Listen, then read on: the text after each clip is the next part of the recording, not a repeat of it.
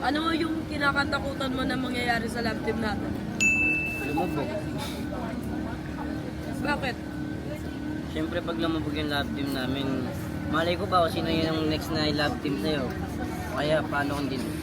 Siyempre pag lumubog na yung love team natin, sabihin nun, biran lang tayo makapag-tiktok, hindi na tayo makapagsama-sama, hindi na tayo makakasama sa vlog ni Mami B. Kasi nga siyempre, hindi na tayo love team. Paano pag lumubog? Paano nga pag lumubog? Saan ka na?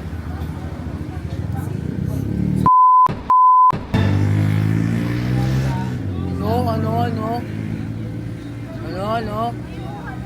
Kasi no choice, di ba? Eh, nanliligaw sa akin.